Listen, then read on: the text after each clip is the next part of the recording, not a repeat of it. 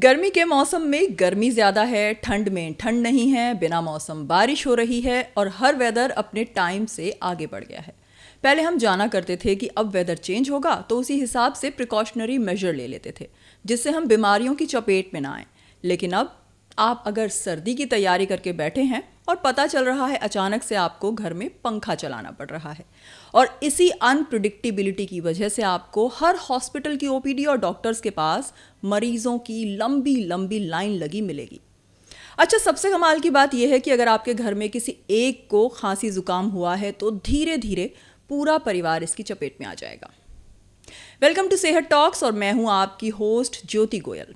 इस बदलते मौसम के मिजाज से आपके शरीर में जो परेशानियां होती हैं उनसे हम कैसे बच सकते हैं, क्योंकि मौसम तो अनप्रिडिक्टेबल हो ही गया है। तो अब इसी मौसम के हिसाब से हमें अपनी सेहत के साथ प्रिडिक्टेबल कैसे होना है, कैसे समझना है कि अब हमें पंखा बंद कर देना चाहिए, नहीं तो ज़ुकाम हो सकता है और ज़ुकाम के बाद बुखार भी। हमें कब दवाई खानी है, कब हमारी बॉडी को रेस्ट की ज़रूरत है, कब हमें घर पर डॉक्टर बनने की तो बिल्कुल ज़रूरत नहीं है। इन तमाम सवालों के जवाब के लिए आज हमारे साथ हैं डॉक्टर नीता अरोड़ा, जो डीएनबी फैमिली मेडिसिन हैं, दिल्ली सरकार में मेडिकल ऑफिसर हैं और अपने फील्ड में 25 साल का अनुभव रखती हैं। वेलकम टू सेहत talks doctor. Thank you Jyoti, thanks for having me here. How you feeling today? अच्छा लग रहा है, बस दिसंबर के बावजूद गर्मी लग रही है बट बहुत अच्छा लग रहा है। मैं इसी बात पे आना चाहती हूँ कि आप फील कर पा रही हैं कि हम दिसंबर में बैठे हुए हैं इस वक्त, और जो मैं अपने इंट्रो में बात कर रही थी, इसी वेदर की बात कर रही थी डॉक्टर, कि इस वेदर में वायरल खांसी, ज़ुकाम और तमाम तरह की एलर्जीज़ इतनी कॉमन है कि हर व्यक्ति, हर घर में अगर आप देखेंगे तो एक ना एक मरीज़ ऐसा मिल जाएगा जिसको ये सब में से एक दिक्कत है। तो आप क्या बताएंगी हमारे व्यूअर्स को कि वो इस मौसम में अपना ध्यान कैसे रखें, क्योंकि वेदर तो बहुत अनप्रिडिक्टेबल हो गया है। जी, तो सबसे पहले मैं ये कहना चाहूँगी कि मौसम जब भी बदलता है तो वायरसेस और बैक्टीरिया के लिए एक पार्टी की तरह होता है, उनके लिए पार्टी हो जाती है, वो ज़रूरत से ज़्यादा एक्टिव हो जाते हैं। तो बदलते मौसम में हमें प्रिकॉशंस लेनी है। प्रिकॉशंस कैसे कि अगर जैसे इस समय हमारा पोल्यूशन लेवल दिल्ली का बहुत ज़्यादा है, तो जब सुबह की बिल्कुल ज़्यादा ठंडी हवा है, रात में जब बहुत ज़्यादा ठंड है, उस समय बाहर ना जाएं। स्पेशली छोटे बच्चे हैं, बुज़ुर्ग हैं, वो अवॉइड करें। और लेकिन ऐसा भी नहीं है बाहर ना जाएं तो एक्टिविटी आप बिल्कुल अपनी कम कर दें। सेहत का ध्यान रखें, एक्टिव रहें, धूप ज़रूर लें। सनशाइन जो है वो आपको आपकी इम्यूनिटी बढ़ाती है, वो लें। डाइट अच्छी लें, और अच्छी डाइट से मतलब ये नहीं है कि हैवी चीज़ें खा लें। बदलते हुए जो भी मौसम के जो भी फ्रूट्स आ रहे हैं, सैलड्स हैं, वो सारी लें। और थोड़े भी बीमारी के लक्षण होते हैं तो उनको आप इग्नोर ना करें, जल्द से जल्द डॉक्टर को दिखाएं, एक्सपर्ट से सलाह लें, तो इस बदलते मौसम में भी आप स्वस्थ रह सकते हैं। तो ऐसी क्या चीज़ें हैं जो आप कह सकते हो कि अगर आप अपने घर में ही वो चीज़ें करें, लाइक प्रिवेंटिव मेजर्स, तो आपको ये जो एलर्जीज़ हैं या बदलते वक्त की जो बीमारियां हैं, जैसे खांसी ज़ुकाम है, एलर्जीज़ हैं, बुखार है, वायरल है, ये नहीं होगा। ऐसे कुछ टिप्स हैं जो हमारे व्यूअर्स को आप देना चाहोगे? बिल्कुल, ऐसी टिप्स ज़रूर मैं आपको बताना चाहूँगी कि सबसे पहली टिप मैं दूंगी कि पर्याप्त नींद। देर तक रात को आजकल लोग काम करते हैं, काम नहीं करते, और काम जब ख़त्म होता है 9-10 बजे, तब लोगों को लगता है कि अब हम थोड़ा वाइंड अप कर लें, कोई सीरीज़ लगा लें नेटफ्लिक्स में, या जस्ट मोबाइल पे रील्स देखते रहें। तो काम ख़त्म होने के बावजूद लोग सोने में 11, 12, 1 बजा देते हैं। एंड फिर दूसरे दिन से तो सुबह काम होता ही है। तो नींद अगर पर्याप्त ना हो तो सबसे ज़्यादा प्रॉब्लम होती है इम्यूनिटी के लिए। तो मैं कहूँगी कि नींद पर्याप्त लें, 8 से 10 घंटे की नींद लें। 8 घंटे की नींद तो मिनिमम ज़रूर लें। उसके अलावा अपने खान पान का ध्यान रखें, हाइड्रेशन का ध्यान रखें।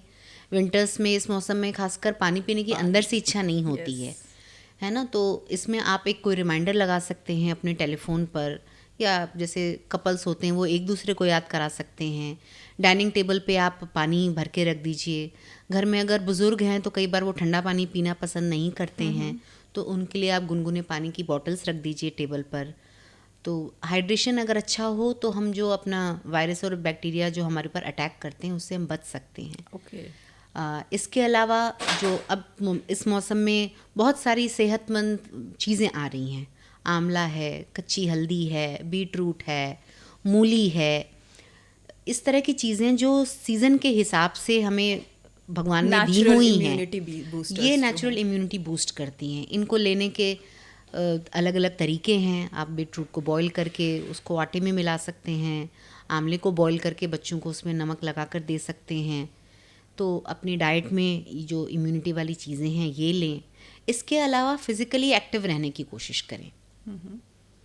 तो सैर पे ज़रूर जाएं, लेकिन बिल्कुल सुबह, ठंडी वाली सुबह में नहीं, दोपहर में जब सनशाइन हो तब वॉक करें जी। और नींद का मैंने बताया, मल्टीविटामिन्स अगर आप लेते हैं अच्छी बात है। कई बार हमें खाने से सारा कुछ न्यूट्रिशन नहीं मिलता है, तो इट्स गुड कि आप अपने डॉक्टर से पूछ के कोई ट्रस्टेड ब्रांड का मल्टीविटामिन ले सकते हैं जी। तो ये कुछ चीज़ें आप फॉलो करें और अप्रोप्रिएट कपड़े पहने। अगर बहुत ठंड में बाहर जा रहे हैं तो आप अपने कैप्स वगैरह लगाएं, और खासकर घर के बुजुर्ग, खासकर घर के बुजुर्ग और छोटे बच्चे, यस, इन लोगों की इम्यूनिटी थोड़ी कम होती है, तो उनका खास ध्यान रखें। एक और कंसर्न है डॉक्टर, नॉर्थ इंडिया और खासकर दिल्ली एनसीआर का AQI। हमारी जो हवा है वो इतनी पोल्यूटेड है कि ऐसे लगता है कि हम लोग शायद 15-20 सिगरेट स्मोक कर रहे होंगे रोज़। तो ये जो हमारा एटमॉस्फेयर जो हो जाता है हर साल, ऑलमोस्ट हर साल, तो इसमें हम लोग चाह के भी ना चाह के भी सांस लेने को मजबूर हैं जी। तो इसमें हम क्या करें कि हमारी हेल्थ को कम से कम असर आए? और ऑफ कोर्स ये दोनों चीज़ें इंटरकनेक्टेड हैं, जो पहले हमने बात की और अब भी। तो हमारी हेल्थ पे इस चीज़ का असर कम से कम आए, इसके लिए हम क्या कर सकते हैं घर पर ही, या फिर कुछ ऐसी मेडिसिन्स हैं जो हम अगर पहले से लेना स्टार्ट करें तो हमारी इम्यूनिटी अच्छी होगी, या इन चीज़ों का इफ़ेक्ट हमारे ऊपर नहीं होगा? देखिए, AQI यस, दिल्ली का इस समय बहुत ख़राब है, और सिर्फ इस साल ही नहीं, हर साल ये प्रॉब्लम होती है, स्पेशली जब दिवाली के बाद से शुरू होती है, एंड आई थिंक जनवरी फरवरी तक ये प्रॉब्लम चलती है। बहुत कोशिश करने के बाद भी अभी तक हम इस समस्या से निपट नहीं पाए हैं।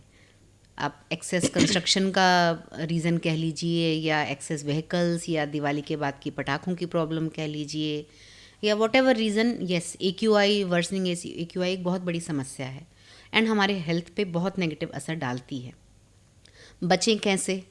अब सब लोग दिल्ली को छोड़ के तो नहीं जा सकते, बच्चों के स्कूल्स हैं, नौकरियां हैं, ऑफिसेज हैं, घर हैं, ऐसे कैसे आप दिल्ली से छोड़ के 4-5 महीने चले जाएंगे?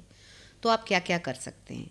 अगेन, जो मैंने कहा कि जो सबसे ज़्यादा ख़राब मौसम होता है वो होता है very early morning and let night. तो जिनके लिए पॉसिबल हो कि वो इस समय बाहर निकलना अवॉइड कर सकते हैं, वो इस समय बाहर ना निकलें। छोटे बच्चे और बुजुर्ग तो बिल्कुल ही नहीं। इसी वजह से हमारी गवर्नमेंट कई बार बच्चों के लिए हाइब्रिड क्लासेस कर देती हैं। जो लोग वर्क फ्रॉम होम कर सकते हैं, वेल एंड गुड, प्लीज़ करिए, ऑप्ट फॉर इट। अगर आप ऐसे ऑफिस में हैं जो आपको वर्क फ्रॉम होम अलाउ करता है तो बेशक करिए। अगर आपको क्राउडेड जगह पे जाना पड़ रहा है या अर्ली मॉर्निंग बाहर निकलना ही पड़ रहा है, तो सबसे अच्छा आपका प्रोटेक्शन है एक N95 मास्क, उसका यूज़ करिए। कोविड में हमने देखा मास्क ने हमें कितनी प्रोटेक्शन दी, तो मास्क से आप बहुत हद तक अपने आप को ये पर्टिकुलेट मैटर से बचा सकते हैं। उसके अलावा अगेन आपकी आंतरिक इम्यूनिटी, आपकी इनर जो स्ट्रेंथ है, वो आपको हर चीज़ से प्रोटेक्ट करती है। अगेन, उस इम्यूनिटी के लिए आप अपना वेट मैनेज करें। बहुत ओवर वेट लोगों को हर चीज़ के नुकसान ज़्यादा होते हैं। एक हेल्दी लाइफस्टाइल रखें और इतना डरें भी नहीं कि अब क्या होगा। जो लोग नहीं देखते कई बार न्यूज़ और नहीं न्यूज़ चैनल पढ़ते, वो रिलैक्स्ड रहते हैं। एंड अगर आप यही सोचते रहते हैं नेगेटिविटी की, अरे मुझे कुछ हो जाएगा, तो कहीं ना कहीं साइकोलॉजिकली ये चीज़ें आप पे असर डालती हैं। Mind also. यस, तो प्रॉब्लम तो है। बहुत सारी एजेंसीज इस प्रॉब्लम का सॉल्यूशन ढूंढ रही हैं, पर जब तक सॉल्यूशन नहीं मिलता हम अपने आप को कई तरीक़ों से बचा सकते हैं। और सनलाइट लीजिए, सनलाइट में बहुत अच्छी इम्यूनिटी होती है, विटामिन D मिलता है। और जब आप सनलाइट लें तो कोशिश करें कि सन रेज आपकी स्किन पर पड़े, कुछ ना कुछ पार्ट एक्सपोज रखें, या स्लीव्स हो गए या पैर हो गए, ताकि एक्चुअली आप आपकी बॉडी खुद अपना विटामिन डी बना सके। जी इस चीज़ का ध्यान रखें। डॉक्टर, हमारी आम प्रैक्टिसेस होती हैं, जैसे अगर हम बीमार पड़ते हैं तो हम सबसे पहले अपने घर में ही अपनी इलाज शुरू करते हैं। चाहे हम ये कह लें कि हम स्टीम लेंगे, गार्गल करेंगे, काढ़ा पिएंगे। हमें कब डॉक्टर के पास जाने की ज़रूरत पड़ती है कि अब हमारी चीज़ें ठीक नहीं हो रही, घर पर ठीक नहीं हो पाएंगी और अब हमें डॉक्टर के पास जाना चाहिए इस वेदर में?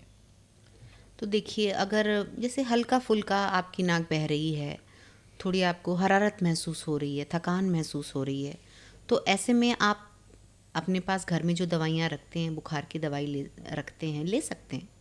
बट अगर बुखार ठीक नहीं हो रहा है, 24 घंटे से ज़्यादा हो गए, खांसी ज़्यादा है आपको, खांसी के साथ आपकी सांस फूल रही है ना, तो या तो ये जो हुए हैं सिम्टम्स बुखार या खांसी बहुत छोटे बच्चे या बहुत बुज़ुर्ग को हैं, उनके लिए तो मैं बिल्कुल नहीं कहूँगी कि आप होम रेमेडीज़ ट्राई करें।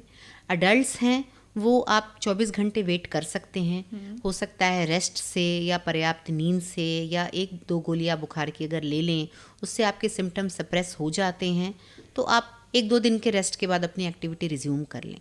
पर 24 घंटे के बाद भी अगर बुखार आपका नहीं उतर रहा है, खांसी में बलगम आ रहा है किसी तरह का, आपको सांस लेने में दिक्कत हो रही है, बिल्कुल इग्नोर ना करें। 24 घंटे से ज़्यादा बिल्कुल वेट ना करें।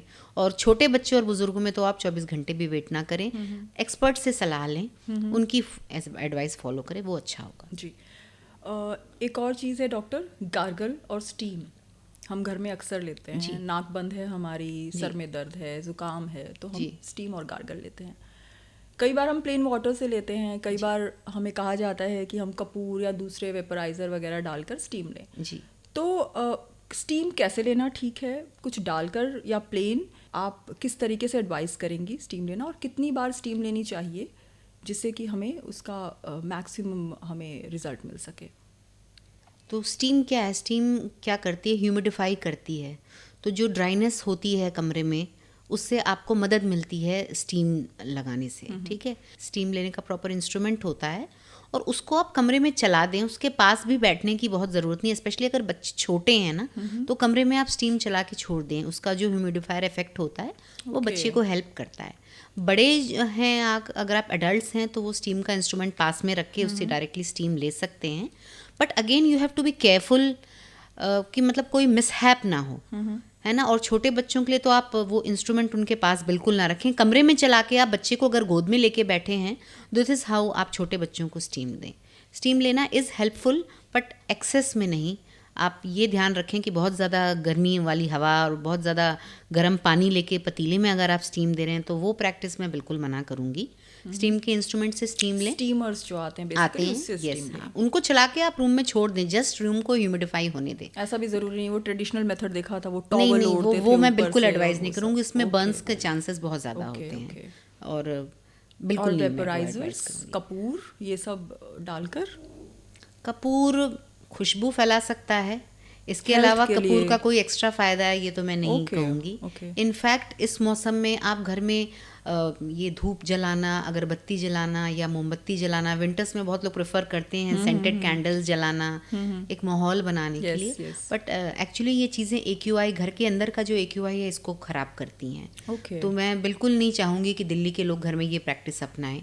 इनफैक्ट आप डीप फ्राई जब करते हैं चीज़ों को, उससे भी घर में जो वेपर्स आती हैं वो भी हेल्थ के लिए अच्छी नहीं है। स्पेशली हम ऑलरेडी घर के बाहर इतनी बुरी हवा से जूझ रहे हैं, तो हमें अपने घर की हवा को क्लियर रखने की और ज़्यादा ज़रूरत है। डॉक्टर, जैसे हमें जब खांसी ज़ुकाम फील होता है तो हमें बॉडी टेम्परेचर थोड़ा सा हाई लगने लगता है, एक हरारत जैसी फील होती है बेसिकली। वो क्या है? उसमें पैरासीटामोल लेना ठीक रहता है या वो अपने आप अगर खांसी ज़ुकाम ठीक होगा तो वो भी ठीक हो जाएगा? सो देखिए, बुखार या हरारत जब लगता है तो मैं कहूँगी उसको आप मेजर करिए। सिर्फ एक दूसरे को छू के या अंदर से बुखार है इस तरह से नहीं, आप थर्मोमीटर से मेजर करिए। अगर 99 से ऊपर है तो यस आपको बुखार है, आप बुखार की गोली ले सकते हैं। और 100 से ऊपर बुखार आ रहा है तो मैं कहूँगी आप डॉक्टर से कंसल्ट करें, सेल्फ ट्रीट ना करें उसको। और अगर थर्मोमीटर में बुखार नहीं आ रहा है तो आपको बुखार नहीं है, आपको थकान है, तो उसके लिए आप रेस्ट करें, पानी पिएं, डाइट अच्छी लें, 1-2 दिन ऑफिस से ब्रेक लें, तो आप बेहतर महसूस करेंगे। रेस्ट करने से आप ठीक हो सकते हैं। ओके। और डॉक्टर, काफ़ी प्रैक्टिस है हमारे यहाँ जैसे घर में दवाई अपने आप से ले लेने की, खुद डॉक्टर बन जाने की। तो अपने आप से पैरासीटामोल अगर आप ले रहे हैं तो कितना mg तक आपको लेनी चाहिए? इससे ज़्यादा एडवाइजेबल नहीं है लेना। मैं तो कहूँगी एक गोली से ज़्यादा आप खुद ना लें, ठीक है। आपको रात को बुखार लगा, आपने एक पैरासीटामोल खा ली, ठीक है। सुबह भी अगर आपकी तबीयत ठीक नहीं लग रही है तो आप प्लीज़ डॉक्टर से कंसल्ट करें। अपनी सेहत के साथ खिलवाड़ ना करें। मतलब आप जिसको मामूली बुखार समझ रहे हैं, हो सकता है वो किसी अंडरलाइंग बड़ी डिजीज़ का सिम्टम हो, है ना। बुखार अपने आप में कोई बीमारी नहीं है, बुखार किसी एक अंडरलाइंग डिजीज़ का सिम्टम हो सकता है। बताना चाहेंगी जो हम अपने घर पे इमरजेंसी के लिए या फिर जब हम ट्रैवल कर रहे हो तो रख सकते हैं अपनी किट में? क्यों नहीं, बिल्कुल होनी चाहिए। घर में भी आपका एक मेडिसिन बॉक्स होना चाहिए। ट्रैवलिंग के टाइम भी आपको कुछ बेसिक मेडिसिन रखनी चाहिए। तो पहला तो ये कि अगर आपके घर में ऑलरेडी कोई पेशेंट हैं, उनकी कोई रेगुलर मेडिसिन होती हैं, है ना। जैसे कि बुज़ुर्ग होते हैं तो ज़्यादातर उनको ब्लड प्रेशर होता है या शुगर होता है, तो उनकी जो दवाइयाँ चल रही हैं वो तो आप रखेंगे। एक्सेस डोज में, थोड़ा सरप्लस डोज में रखिए। बुजुर्ग कई बार होता है ना, पत्ता खत्म होने के बाद बताते हैं जी मेरी तो दवाई नहीं खत्म हो गई बेटा, मैंने 2 दिन से खाई नहीं, है ना। तो वो आप अपने पास चाहे सरप्लस में रखिए, क्योंकि फिर वो क्या होता है, बीपी या शुगर की दवाई मिस होती है और बिल्कुल बीपी शूट करता है। तो वो तो घर में रखनी चाहिए जिसकी जो रेगुलर दवाई चल रही है। उसके अलावा आप बुखार की दवाई ज़रूर रखिए, उल्टी की दवा होती है ज़रूर रखिए, और ORS ज़रूर रखिए। घर में अगर छोटे बच्चे हैं, चोट लगाते रहते हैं, तो एंटीसेप्टिक क्रीम है, बैंडेड है, ये ज़रूर होनी चाहिए। बुज़ुर्ग हैं घर में आपके लिए, तो उनको अक्सर एसिडिटी वगैरह की प्रॉब्लम होती हैं, तो सिंपल एसिडिटी के सिरप जो होते हैं, simple over the counter syrup, वो आप रख सकते हैं। डॉक्टर से पूछ के आप घर में, मेरे ख्याल से अपने फैमिली डॉक्टर से पूछ के एक मेडिकल किट बनाकर रखिए, जो आप ट्रैवल में भी यूज़ करिए और घर में भी होनी चाहिए। बैंडेड होनी चाहिए घर में, पेन किलर जेल्स होनी चाहिए, बुज़ुर्गों को कई बार दर्द हो जाता है, क्रेप बैंडेज होनी चाहिए, छोटी मोटी मोच लग जाती है कई बार, आप इमीडिएटली डॉक्टर के पास नहीं पहुंच सकते। यस, तो ये बेसिक दवाइयाँ घर में होनी चाहिए। अगर प्रेग्नेंट लेडीज़ हैं घर में, प्रेग्नेंट लेडी कोई है, तो उनके लिए उनकी वॉमिटिंग दवाई, उनका आयरन कैल्शियम, ये होना चाहिए घर। जी जी। कपूर, कैम्फर, काफ़ी लोग घर में कपूर जला कर रखते थे पहले भी और अभी भी जलाते हैं। मैंने देखा है कि उससे कंजेशन कम होता है या फिर एयर जो है प्योरीफाई होती है। तो कितना कैम्फर घर में जलाना ठीक है? एंड क्या कैम्फर जलाने से ये सब पर्पस सॉल्व होते भी हैं जो मैं बात कर रही हूँ कि एयर प्योरीफाई होती है, कंजेशन कम होता है, या फिर केवल खुशबू ही होती है घर में? खुशबू अच्छी आती है। इसके अलावा कैम्फर का कोई साइंटिफिक बेसिस नहीं है कि वो EQI ठीक कर पाएगा या कंजेशन ठीक कर पाएगा। शायद छोटे मोटे कीड़े मकोड़े मर जाएंगे, मच्छर मर सकते हैं, बट मैं नहीं एडवाइस करूँगी कि घर में आप अपने रिलीजन्स के अलावा कपूर यूज़ करें, ठीक है। पूजा वगैरह में कपूर यूज़ होता है, उसका वही यूज़ है। उसको एयर प्यूरीफाई करने के लिए ऐसा कोई साइंटिफिक बेसिस नहीं है कि कपूर एयर प्यूरीफाई करता है या वो आपका कंजेशन ठीक कर देगा। इसका कोई पीछे कोई वैज्ञानिक कारण नहीं है। तो मैं बिल्कुल नहीं कहूँगी कि आप घर पे कपूर जलाएं या कुछ। एक्चुअली कई चीज़ें मार्केटिंग उनकी अच्छी हो रही है, तो आजकल कई तरह के वेपराइजिंग डिवाइसेस और ये सब आ रही हैं। मैं अगेंस्ट नहीं हूँ इसके, चूँकि आपने पूछा। अगर आपको सूट करता है, घर में खुशबू अच्छी लगती है, नथिंग लाइक इट, बट उसका कोई एक्स्ट्रा हेल्थ बेनिफिट है? No, I am talking about health benefit. Cause कई लोग, मैं बहुत लोगों के घर में जाती हूँ, खुशबू इज़ अ डिफरेंट थिंग। आपको खुशबू आ रही है, वो बहुत और चीज़ों से भी आती है। जैसे आपने बताया कि सेंटेड कैंडल जलाते हैं और लोग बहुत कुछ जलाते हैं, बट किसी के यहाँ मैं गई, मैंने पूछा कि आपके घर में खुशबू बहुत अच्छी आ रही है, तो उन्होंने बोला कि कैम्फर जला हुआ है। तो उन्होंने कहा अरे हम तो कोविड के बाद से जलाते हैं। क्यों? क्योंकि एयर प्यूरीफाई होता है, कंजेशन भी कम होता है बच्चों में। तो मैंने सोचा इसलिए आपसे पूछूं कि इसके पीछे कोई साइंटिफिक रीज़न है? बिल्कुल नहीं, बिल्कुल नहीं। जी। तो एक चीज़ है एंटीबायोटिक्स। हम लोग एंटीबायोटिक्स शायद उस तरीके से खाने लगे हैं कि एंटीबायोटिक्स के बगैर जैसे जुकाम खांसी भी ठीक नहीं होगा जी। और एक स्टडी में मैंने पढ़ा कि अब एंटीबायोटिक्स का जो असर है वो इतना कम होता जा रहा है कि शायद हमें किसी चीज़ के लिए एंटीबायोटिक्स का अगर कभी खानी पड़ी कोई दवाई, तो वो शायद हमारी बॉडी पे उतना असर नहीं करेगी कि हम इम्यून होते जा रहे हैं उसके। बिल्कुल। तो एंटीबायोटिक्स खांसी ज़ुकाम में या फिर सर्दी में या फिर हमें हल्का फुल्का वायरल होता है, तो क्या ये मैंडेटरी है कि हम एंटीबायोटिक खाएं तभी हम ठीक हो पाएंगे? ऐसा बिल्कुल मैंडेटरी नहीं है। इनफैक्ट आपका सवाल बहुत अच्छा है। तो बदलते मौसम में जो खांसी ज़ुकाम होता है, ज़्यादातर वो वायरल खांसी ज़ुकाम होता है और उसमें एंटीबायोटिक की ज़रूरत नहीं पड़ती है। अगर आप अपने डॉक्टर को दिखाएंगे तो yes, he will be the right person, he और she will be the right person to advise कि एंटीबायोटिक की ज़रूरत है या नहीं।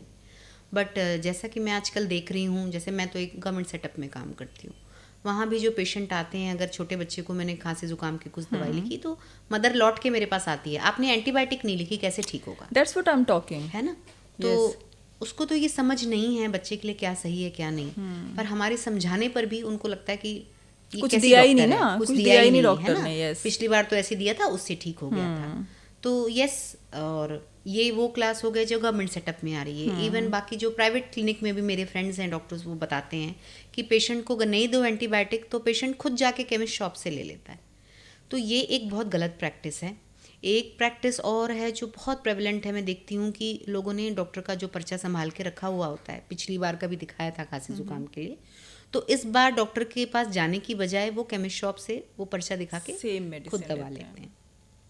तो उसमें कई बार एंटीबायोटिक लिखी होती है और हो सकता है इस बार ज़रूरत नहीं थी। तो डॉक्टर से पूछे बिना जब हम अपने आप इस तरह से एंटीबायोटिक लेते हैं तो इससे क्या हो रहा है ना, ये एक इनडिस्क्रिमिनेट यूज़ ऑफ एंटीबायोटिक जो हम कर रहे हैं, इससे हम एक सुपर बग क्रिएट कर रहे हैं। तो इस तरह के बैक्टीरिया अब आ गए हैं जो कि बहुत सारी एंटीबायोटिक्स को रेजिस्टेंट हैं। तो गॉड फॉरबिड, खुदा न खास्ता, कभी आपको कोई सीरियस इन्फेक्शन होता है, आप आईसीयू में एडमिट होते हैं और डॉक्टर आपको एंटीबायोटिक पे एंटीबायोटिक दिए जा रहे हैं, आप ठीक ही नहीं हो रहे हैं। जब हम कल्चर कराते हैं तो पता चलता है कि वो तो इस एंटीबायोटिक से भी रेजिस्टेंट है, इससे भी रेजिस्टेंट है, क्योंकि खाई हुई होती है ना। यस। अपनी हेल्थ को ध्यान में रखते हुए एंटीबायोटिक्स हमेशा डॉक्टर की सलाह से लें और जितने दिन का वो कोर्स बता रहा है आप वो कोर्स कंप्लीट करें। ओके, है ना? बिकॉज इंडिया में या हमारी सोसाइटी में सबसे बड़ी प्रॉब्लम यही है, पहले आप डॉक्टर के पास जाएंगे, उसके बाद फिर डॉक्टर जो दवाई देगा उसके बाद कहेंगे, जैसा आपने बोला कि एंटीबायोटिक तो आपने दी नहीं, उसके बाद जब वो 5 दिन की एंटीबायोटिक दे देगा तो कहेंगे हम तो ठीक हैं, क्या ज़रूरत है लेने अब उसको की। खाने से ना कुछ पेट में अफारा सा पेट हो रहा में, है, हाँ, तो वो मैंने बंद कर दी। और ऐसे ही अपने आप एक वो जो सुबह एंटासिड दी जाती है खाने के लिए, उसका क्या पर्पस होता है? मैंने देखा है लोग अपनी मर्जी से उसको लेते हैं, कई बार नहीं भी लेते घर में, मैंने देखा है, तो कहेंगे हमेशा ही डॉक्टर ही तो देता है। हाँ, शायद आदत है डॉक्टर की देने की, तो उसको भी लेना क्या इम्पोर्टेंट होता है? बिल्कुल नहीं। देखिए, वो एंटासिड्स क्या करते हैं, वो आपके पेट में जो हाइड्रोक्लोरिक एसिड बनता है वो उसको न्यूट्रलाइज कर देते हैं। तो वो एसिड तो आपको कई चीज़ों से प्रोटेक्ट भी करता है। डॉक्टर ने अगर कभी किसी वजह से लिखी होगी तो हो सकता है आपको उस समय उसकी ज़रूरत होगी। कोई आपको शायद चोट लगी हो, उसके के लिए स्ट्रॉन्ग पेन किलर्स चली हों, तो वो आपको नुकसान ना करें, इसलिए डॉक्टर ने गैस की दवा भी दे दी होगी। लेकिन इसका मतलब ये नहीं है कि जब भी आपको पेट में कुछ प्रॉब्लम लगे तो आप अपने आप ही एक गैस की दवा फाँक लें, है ना? तो इससे भी आप बहुत अपना नुकसान कर रहे हैं। कई स्टडीज़ ऐसी प्रूव हुई हैं कि गैस की दवाइयाँ लगातार लेना सेहत के लिए बिल्कुल अच्छा नहीं होता है, बट लोग उसको भी बिल्कुल, क्या कहूँ, ऐसे ही खाते रहते हैं।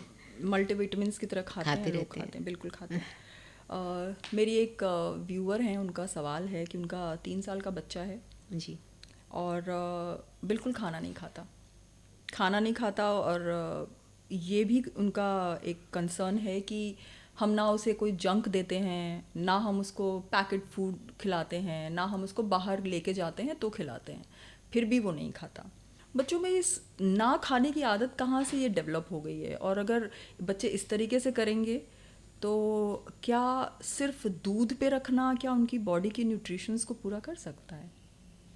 आप 4 साल के बच्चे की बात कर रही हैं, तो नहीं, सिर्फ दूध से तो न्यूट्रिशन पूरा नहीं हो सकता। तो यहाँ तो हमें इस बच्चे को देखिए इवैल्यूएट करने की ज़रूरत है ना, क्योंकि बच्चों में तो ग्रोइंग, 4 साल का बच्चा ग्रोइंग बच्चा है, अच्छी खासी एपेटाइट होती है उनकी।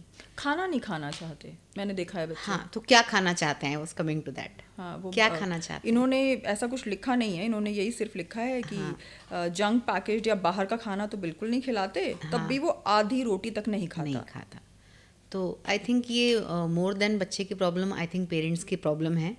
कई बार घर में ग्रैंड पेरेंट्स होते हैं तो उनको भी ना बच्चे की एपेटाइट को लेके कुछ अनरियलिस्टिक एक्सपेक्टेशंस होते हैं। तो बच्चे की एपेटाइट जितनी होती है बच्चे उतना अपना खा के काम चला लेते हैं और खेलने कूदने में व्यस्त हो जाते हैं ना। 4 साल का बच्चा है, उसको दुनिया में खाने के अलावा कई चीज़ों में इंटरेस्ट हो सकता है ना। उसको तो लगता है कि खाना ख़त्म करूँ और खेलूँ।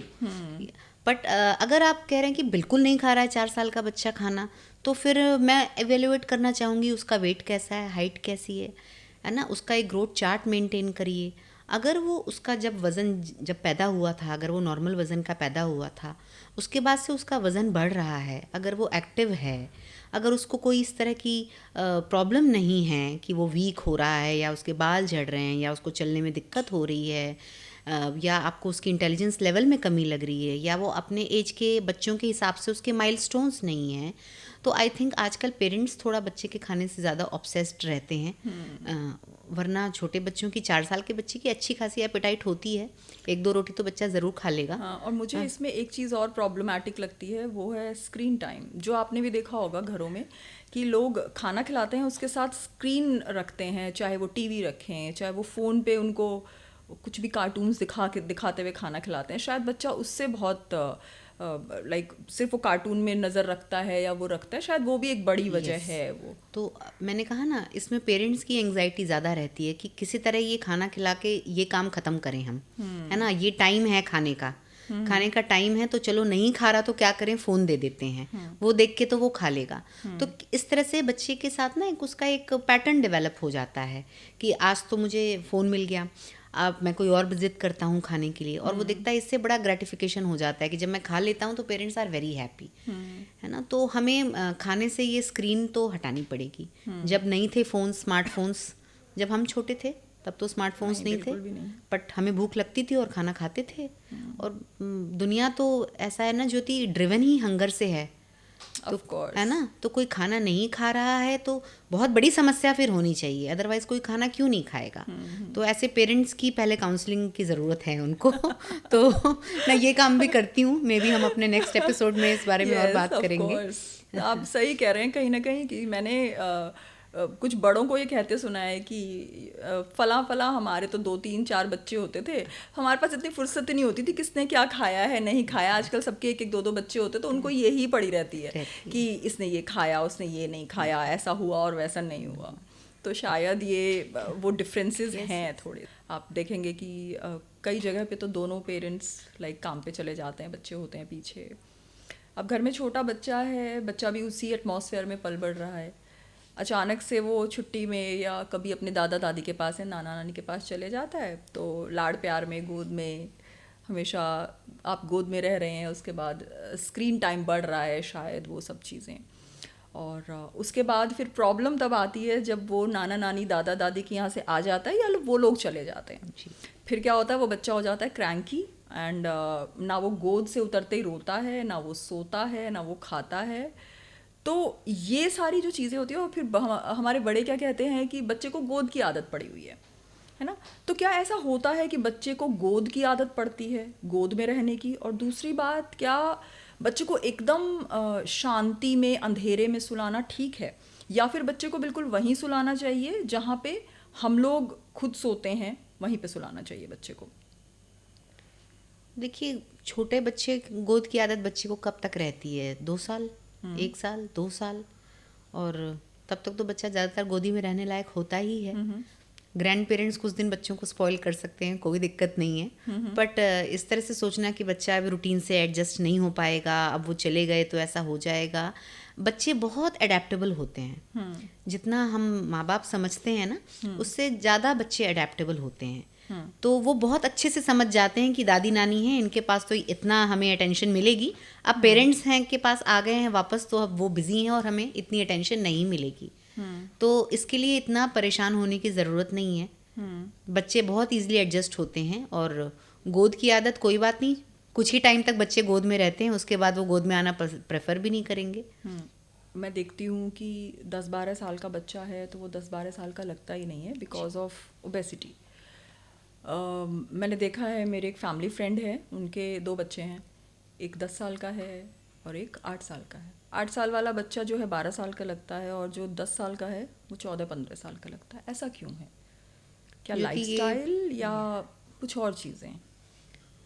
ये बहुत बड़ी प्रॉब्लम है जो हम फेस कर रहे हैं, चाइल्डहुड ओबेसिटी, जो कि बिल्कुल नॉन एग्जिस्टेंट थी आज से 10-15 साल पहले। बच्चों में ओबेसिटी बिल्कुल नहीं थी। इसके दो मेन कारण हैं और वो दोनों कारण पैरेलली काम कर रहे हैं। एक तो ये कि अगेन ये फास्ट फूड का जो कल्चर है, कि हमें लगता है कि हम बच्चों को जो अटेंशन नहीं दे पाए, अब चलो बाहर से खाना खिला देते हैं, तो दिस इज़ हाउ हम अपना प्यार कंपनसेट करने की कोशिश करते हैं। तो एक तो मैं कहना चाहूँगी कि आप वर्किंग पेरेंट्स हैं तो इस बात का आपको गिल्ट लेने की ज़रूरत नहीं है। आप गिल्ट के इंजेक्शंस मत लगाइए खुद को। लेडीज़ को तो मैं बिल्कुल कहूँगी बिल्कुल ही नहीं लगाइए गिल्ट के इंजेक्शंस। बच्चे चाहेंगे कि उनकी मदर प्रोग्रेसिव हो, घर से बाहर काम करे, और इसका मतलब ये नहीं है कि आपने सारा हफ्ते काम किया है तो सैटरडे संडे उनको जंक फूड खिलाकर, बाहर का खाना खिलाकर ही आप उस प्यार को कॉम्पनसेट कर सकते हैं। तो इस तरह का कॉम्पनसेशन मत करिए, होम कुक्ड मील्स पे फोकस करिए। और जो मैं आजकल ज़्यादातर मैं अपनी सोसाइटी में भी बच्चे को देखती हूँ कि बाहर खेलना बंद हो गया है बच्चों का। जी बिल्कुल सही बात है ना? अभी तो चलो 2-3 महीने पोल्यूशन की दिक्कत है, पर दिल्ली का AQI हमेशा तो ख़राब नहीं रहता है, बट बच्चे निकलना ही नहीं चाहते हैं। और कई बार माँ पेरेंट्स के पास ये एक्सक्यूज़ होता है कि भाई हम बिज़ी हैं, उनको कौन सुपरवाइज़ करे, है ना। तो हम तो शाम को रहते नहीं हैं, अब वो केयर टेकर के भरोसे या नैनी के भरोसे हम कैसे बच्चे को बाहर भेज दें।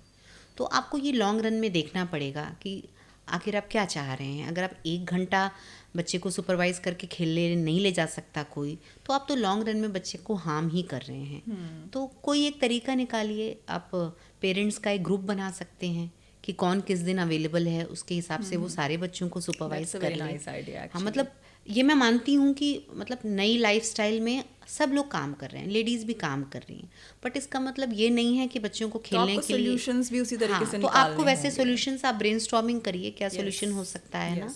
आप जैसे हमारे घर के पास जैसे एक स्पोर्ट्स कॉम्प्लेक्स है, तो हम बच्चों को वहाँ खेलने लेके जाते हैं, तो कई बार मैं अवेलेबल नहीं होती तो मेरी फ्रेंड लेके चली जाती है, जब वो अवेलेबल नहीं होती तो मैं लेके चली जाती हूँ, और मैं अपने ही नहीं, मैं उनके बच्चों को भी देख लेती हूँ। सेम जैसे वो जब जाती हैं तो वो मेरे बच्चों को भी देख लेती हैं। तो इस तरह से कुछ निकालिए कि बच्चों के पास जो हार्डकोर खेलकूद होती ना, जो मैदान में दौड़ते हैं बच्चे, हार्डकोर खेलकूद जिसमें कि बच्चा थक के पसीने चूके होके गंदा होके वापस आए, उस तरह का खेलकूद अब बंद हो गया है। हर चीज ऐसी, हाँ, स्कूल से लेके बच्चे भी एक बड़ी सैनिटाइज्ड जिंदगी प्रेफर करते हैं, गंदे नहीं होना चाहते, मिट्टी नहीं लगने देना चाहते अपने ऊपर। तो बच्चों को इतने सैनिटाइज्ड एनवायरनमेंट की ज़रूरत नहीं है, धूल मिट्टी में खेलने दीजिए उनको, खुले मैदान में दौड़ने दीजिए, और होम कुक्ड मील्स बच्चे को बेसिकली बच्चा बनने दीजिए, और उसको ब्लेम एंड शेम मत करिए अगर उसने वेट गेन कर लिया है।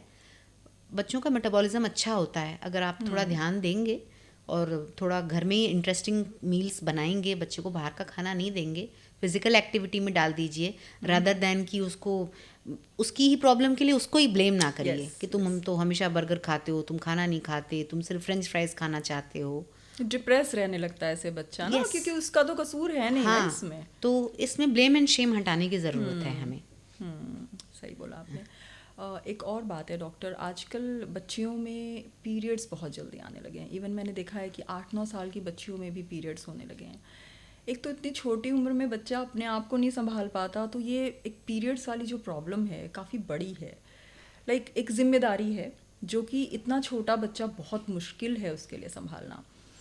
तो आप ऐसी क्या चीज़ें कर सकते हैं कि इतना छोटा बच्चा स्कूल में वो संभाल पाए। दूसरी बात कि पीरियड पेन जैसे बड़े होकर होता है तो we go for painkillers also, और भी बहुत सारी चीज़ें हैं जो हम कर सकते हैं, बट इतना छोटा बच्चा तो मेरे ख्याल से पेन किलर लेने के लिए अलाउड नहीं होता होगा उसको। या फिर इतने छोटे बच्चे के लिए ऐसा क्या कर सकते हैं कि वो स्कूल में वो चीज़ें कर सके, या फिर उसको जो वो स्कूल का जो उसका टाइम होता है वो ठीक से निकल सके।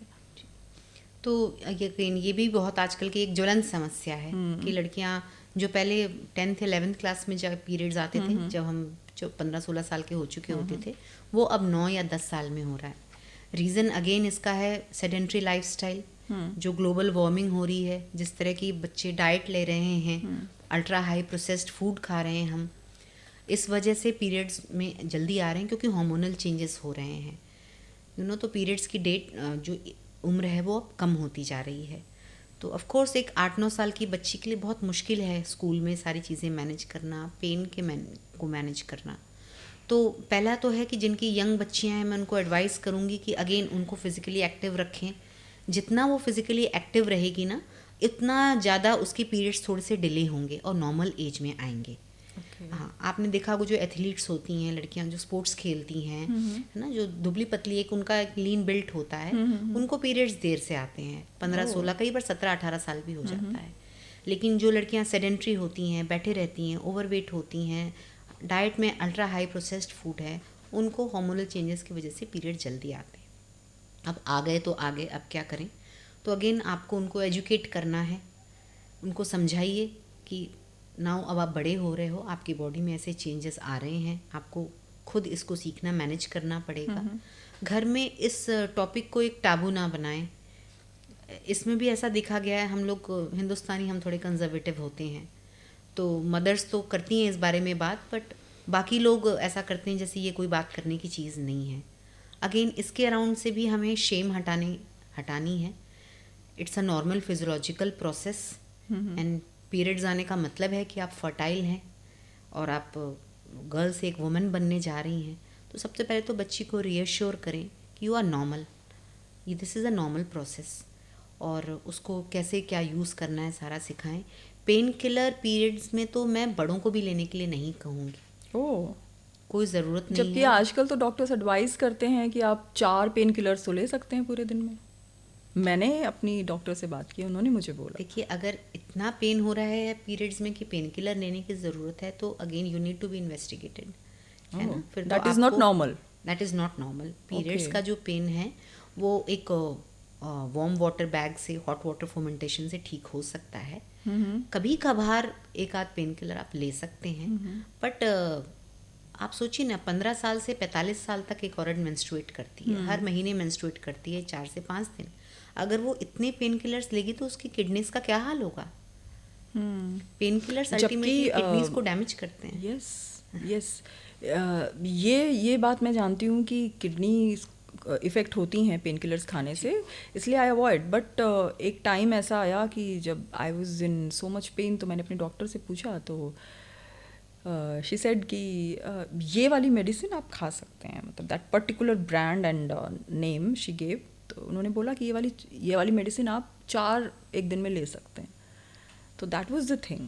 सो दो वो इतनी ज़रूरत नहीं पड़ी लेने की, क्योंकि मैं अवॉइड करती हूँ तो नहीं ली, बट स्टिल ये बोला जाता है और लोग लेते हैं। मैंने देखा है, बहुत लोगों को लेते हुए देखा है। आप अपने साथ ऐसा क्यों करना चाहेंगे? मुझे तो नहीं लगता भगवान ने ऐसी कोई कंडीशन, फिजियोलॉजिकल कंडीशन ऐसी कोई बनाई है जिसमें आप रोज 4 पेन किलर आपको लेने पड़े। हाँ, बहुत खराब है एक्चुअली वो। तो अगर आप पीरियड पेन से डील कर रहे हैं, अगर आपके बर्दाश्त से बाहर है, तो मैं कहूँगी आप अपनी पूरी जांच कराएं। ये एंडोमेट्रोसिस हो सकता है, पीसीओडी हो सकता है, बहुत सारी चीज़ें हो सकती हैं। आप अपना अल्ट्रासाउंड कराएं, हार्मोनल टेस्ट कराएं। एंड पीरियड पेन में सबसे ज़्यादा मैंने देखा है कि सीधे बिस्तर पे लेट जाते हैं लोग, बहुत दर्द हो रहा है, बट ये गलत है। आप जितना एक्टिव रहेंगे, आपका जो क्रैम्पिंग आपको उतनी कम फील होगी। तो पीरियड में आपको एक्टिव रहना है। कई लोग पीरियड में एक्सरसाइज नहीं करना चाहते, इसके लिए भी कोई साइंटिफिक बेसिस नहीं है। आप अपनी एक्सरसाइज, अपनी वॉक, एरोबिक्स, वेट ट्रेनिंग, तो छोटे बच्चों के लिए पेन किलर ठीक है? बिल्कुल नहीं, बिल्कुल नहीं, बिल्कुल नहीं। तो उनके लिए यही चीज़ें हैं कि hot water bottle and they दीजिए, उनको एक्टिव रहने की सलाह दीजिए, उनको डाइट अच्छी दीजिए, थोड़ा मतलब अच्छी हाई कार्ब डाइट दीजिए, but complex carbs, deep fried नहीं, कॉम्प्लेक्स कार्ब जैसे कि शकरकंदी हो गई, उबले आलू हो गए, साथ में प्रोटीन हो गया। जो अंडा खाते हैं अंडा खाएं, जो अंडा नहीं खा सकते वो जो काले चने होते हैं, काफ़ी प्रोटीन होता है उसमें, प्रोटीन, टोफू, ये चीज़ें लें। ओके। HPV वैक्सीन, डॉक्टर्स कहते हैं कि 9 years is the right age to take that vaccine. क्या ये सही है? और इतने छोटे बच्चे अगेन उसको ये वैक्सीन देना कितना ठीक है? देखिए, HP वैक्सीन क्या होता है? HP वैक्सीन किस लिए? HPV मतलब ह्यूमन पैपिलोमा वायरस, है ना। तो वर्ल्ड में सर्वाइकल कैंसर का जो इंसिडेंस है वो बहुत ज़्यादा है। लाखों करोड़ों औरतें इंडिया में भी और दुनिया में सर्वाइकल कैंसर से अपना जान से हाथ धो बैठती हैं। तो ये जो HPV वैक्सीन है ये इस वायरस इन्फेक्शन से बचाती है जिसकी वजह से सर्वाइकल कैंसर होता है। तो अगर सिर्फ एक वैक्सीन एक कैंसर जैसी डेडली डिजीज़ को प्रिवेंट कर सकती है तो क्यों नहीं। ओके। HPV वैक्सीन बिल्कुल सेफ़ है, लेनी चाहिए। 9 years is the appropriate age. देखिए कोई भी वैक्सीन है ज़्यादातर उसका डेवलपमेंट बाहर की कंट्रीज़ में पहले होता है, जैसे कि उनके वेस्ट के जो यूनिवर्सल इम्यूनाइजेशन प्रोग्राम है, जो उनका राष्ट्रीय टीकाकरण पॉलिसी है, उसमें HPV वैक्सीन इंक्लूडेड है। हमारी इंडिया में जो हमारी यूनिवर्सल इम्यूनाइजेशन प्रोग्राम है, जो वैक्सीन्स गवर्नमेंट फ्री प्रोवाइड करती है, उसमें अभी भी HPV वैक्सीन नहीं आई है, which is in the pipeline, आ जाएगी। It's a costly vaccine, but अगर आप हेल्थ के लिए देखें तो बहुत ज़रूरी है, बिल्कुल लेनी चाहिए। और लोगों को ये ज़रूर कन्फ्यूजन है, जैसा आप कह रही हैं कि 9 साल के बच्चे को क्यों लेने की ज़रूरत है। तो चूँकि बाहर से आई है, वेस्टर्न कंट्रीज़ में बच्चे जल्दी सेक्सुअली एक्टिव होते हैं, तो ideally HPV vaccine is advised कि आप अपनी फर्स्ट सेक्सुअल एक्टिविटी के पहले उस वैक्सीन को ले लें। Okay. West is an open society, वहाँ बच्चे जल्दी एक्सपोज होते हैं, तो उस हिसाब से एज तय की गई है। इंडिया में usually till marriage we are not sexually active, तो थोड़ा लेट भी ले सकते हैं, बट फ़ायदा उसका मैक्सिमम तभी मिलता है जब आप उसको 9 से 15 साल के बीच में लें। ओके। तो यस, आप अपने डॉक्टर से, गायनेकोलॉजिस्ट से बात करिए, HPV वैक्सीन ज़रूर लीजिए, इट्स अ मस्ट। एक प्रॉब्लम है डॉक्टर, बेड वेटिंग की। छोटे बच्चे तो करते ही हैं सुसु बेड पे, वो चलिए फिर भी आप कंट्रोल कर सकते हैं, उनको आप डायपर पहना सकते हैं, पर कई बच्चे थोड़ा बड़े होने के बाद भी, इवन 9-10 इयर्स के जब हो जाते हैं तब भी बेड वेटिंग करते हैं। और इससे क्या होता है कि बच्चे खुद तो डरे रहते ही हैं, तो कॉन्फिडेंस भी लो हो जाता है, उनको ऐसा भी लगता है कि दिस इज़ माय प्रॉब्लम। और कई बार इतने परेशान होते हैं पेरेंट्स भी और बच्चे भी कि आपस में बात ही नहीं करते। तो ये एक आप प्रॉब्लम जो है किस तरीके से टैकल की जा सकती है बच्चे से?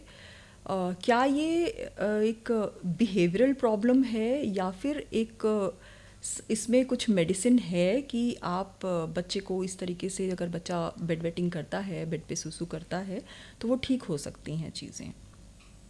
देखिए, तो 3 से 4 साल तक तो बच्चा बेड वेटिंग कर सकता है, बट इससे बड़ा बच्चा अगर बेड वेटिंग कर रहा है तो इट्स नॉट नॉर्मल। अगेन इसमें बच्चे को रीएश्योर करना है हमें कि इसका ट्रीटमेंट हो जाता है, उसको रिप्रिमांड नहीं करना है, उसको डांटना नहीं है, आपने क्यों नहीं बताया, आपकी वजह से काम बढ़ गया, परेशान हो गए हम, इतने बड़े होके भी कोई ऐसा करता है क्या? जनरली यही बोला जाता है ना। तो ऐसा करने से क्या होता है ना, बच्चे में डर बैठ जाता है। तो ये नहीं करना है। हम एक मॉडर्न मेडिसिन एरा में रहते हैं ज्योति, तो ऐसी हार्डली कोई चीज़ है जिसका इलाज नहीं है। तो बेड वेटिंग का भी इलाज है, पीडियाट्रिशियंस करते हैं। उसके पहले वो बच्चे की कुछ टेस्टिंग करते हैं, उनकी ब्लैडर की स्टडीज़ होती हैं कि क्या बच्चे का जो यूरिनरी ब्लैडर है, पेशाब की थैली है, वो किस वजह से हाइपर एक्टिव हो रही है ना। तो आप डॉक्टर से सलाह लें।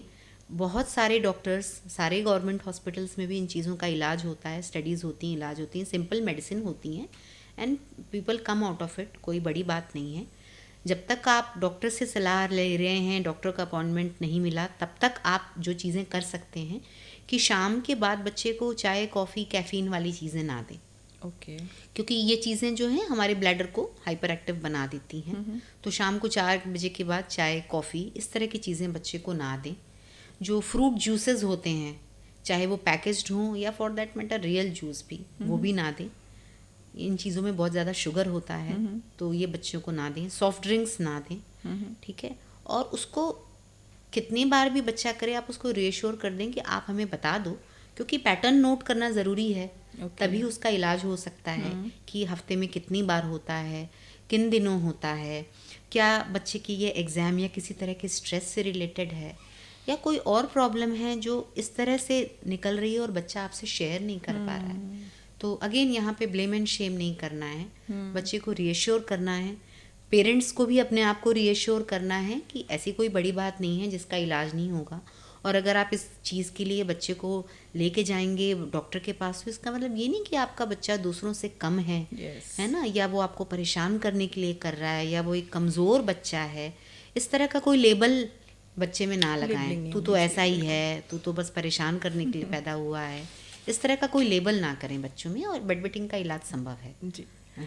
अब हम आते हैं अपने सेक्शन मिथ बस्टर की तरफ। जी। हमारी सोसाइटी में काफ़ी सारे ऐसे मिथ्स हैं जो आज भी फ्लोट करते हैं, और मुझे लगता है बीइंग अ डॉक्टर आप ही हैं जो मिथ को बस्ट कर सकती हैं। सबसे पहला मिथ है, सर्दी ज़ुकाम में आपको चावल और दही नहीं खाना चाहिए। कितना सही है ये? आपको चावल दही अच्छा लगता है तो खाइए, कोई दिक्कत नहीं है। सर्दी ज़ुकाम में चावल और दही नहीं खाना है, ऐसा कुछ नहीं है, बिल्कुल ऐसा नहीं है। इनफैक्ट हम जो मॉडर्न मेडिसिन प्रैक्टिस करते हैं उसमें ये ठंडा एंड गर्म का कॉन्सेप्ट नहीं है। तो खाना जो फ्रिज से आपने निकाल लिया वो ठंडा है, जो आपने गैस से उतार लिया वो गर्म है। बाकी ऐसा कोई खाना गर्म है, तासीर वाला गर्म ठंडा नहीं ऐसा है। कुछ नहीं होता। ओके। अगर आपने बर्फ़ खाई है तो ऑफ कोर्स ठंडी है, अगर आपने चाय पी है तो वो गर्म है, दैट्स इट। और कोई चीज़ गर्म या ठंडी नहीं होती। जी। और ऐसे ही है कि पीरियड्स में चॉकलेट खाने से मूड अच्छा होता है। तो चॉकलेट क्या है, शुगर शुगर तो शुगर तो मूड अच्छा करती ही है, बट कितनी देर के लिए, थोड़ी देर के लिए, है ना। तो मूड स्विंग्स का इलाज और भी है, चॉकलेट से मूड स्विंग ना ठीक करें। चॉकलेट, डेजर्ट, मिठाई जो भी है, मतलब these are good things but only on occasional basis, है ना।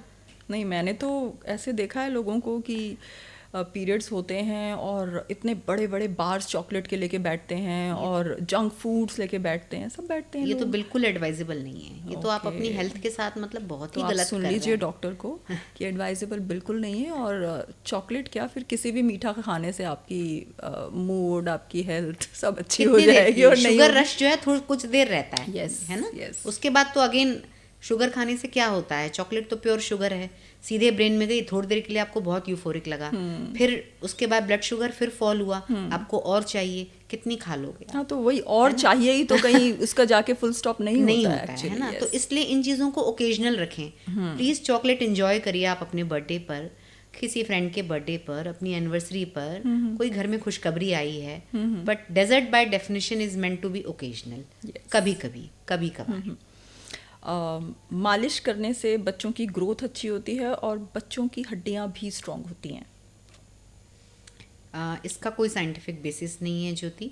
मालिश करने से हाँ बच्चे और माँ की बॉन्डिंग हो सकती है, और बस इससे ज़्यादा कुछ नहीं हो सकता। अच्छा, ऐसा नहीं है कि हड्डियां मजबूत होती हैं? नहीं, ओह, हड्डियाँ मजबूत तो तब होंगी जब बच्चा धूप में रहेगा, माँ का दूध पिएगा, अच्छा खाना खाएगा, अच्छा, प्रोटीन लेगा। तो ये टोटल मिथ है। टोटल मिथ है। ओके। काजल लगाने से आंखें बड़ी होती हैं। बिल्कुल मिथ है। कैसा, ऐसा कैसे हो सकता है? देखो, भगवान जब हमें बना के भेजता है तो सबका एक रूप रंग काठी तय करके भेजता है। कुछ की छोटी आंखें होती हैं, कुछ की बड़ी आंखें होती हैं, किन्हीं की नाक छोटी होती है, बड़ी होती है। किसी सब्सटेंस से आप छोटा बड़ा नहीं कर सकते, आँखों को तो बिल्कुल नहीं। और काजल मैं बच्चों को लगाना एडवाइस भी नहीं करूँगी। अच्छा, ऐसा क्यों? क्योंकि अगेन काजल आप बच्चों को किस तरह से लगाते हैं, हाथ से लगाते हैं या किसी इंस्ट्रूमेंट से लगाते हैं, बच्चों को इन्फेक्शन हो सकता है, बच्चों की स्किन नाजुक होती है। ओके। और एडल्ट होने के बाद ही काजल लगाएं। छोटे बच्चों को काजल लगाना मैं बिल्कुल एडवाइस नहीं करूँगी। और एक और कि जो सर्दी ज़ुकाम होता है बेसिकली हमें, वो सर्दी के मौसम में ही होता है, ऐसा है क्या? सर्दी जुकाम तो वायरस से होता है ना, या वायरस से होता है या जैसे लोग बैक्टीरिया कहते से हैं होता आपको है। ठंड लग गई।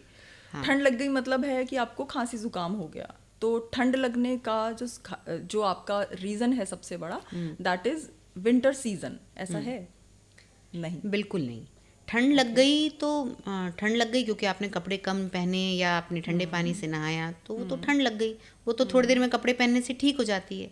पर ठंड लगना इज़ अलग, खांसी जुकाम होना इज़ अलग। मैंने कहा ना, वो ठंड के मौसम में इसलिए होता है क्योंकि सीजन चेंज में वायरसेस के ज़्यादा हो जाते हैं, और कहीं ना कहीं हमारी तैयारी पूरी नहीं रहती है। ऐसे मौसम में आप क्या तैयारी करेंगे, बताया ना शुरू में कि गर्मी में पता चले कि आपको एकदम से आपको शॉल ओढ़ना पड़ रहा है और ठंड आने लगी तो आप पंखा चला के बैठे हो, अभी भी नहीं लग रहा कि तो जैसे ठंड है। ठंड में हमें गर्म चीज़ें अच्छी लगती हैं, है ना। अगर ठंड में हम ठंडा लेते हैं तो हम गले की अपनी लोकल इम्यूनिटी को तो प्रभावित करते ही हैं, Yes, है ना। yes, तो बिल्कुल सही यस, बात है। उस वजह से जब हमारी इम्यूनिटी इफेक्ट होती है तो हमें वायरल फीवर हो जाता है, पर वजह एज सच ठंड नहीं है। जी, क्योंकि इस हवाले से तो ठंडे प्रदेशों में साल भर सबको सर्दी जुकाम होना चाहिए। बिल्कुल सही बात है। तो रीज़न वायरस है, रीज़न ठंड नहीं है। जी। वो एक कंट्रीब्यूटिंग फैक्टर हो सकती है।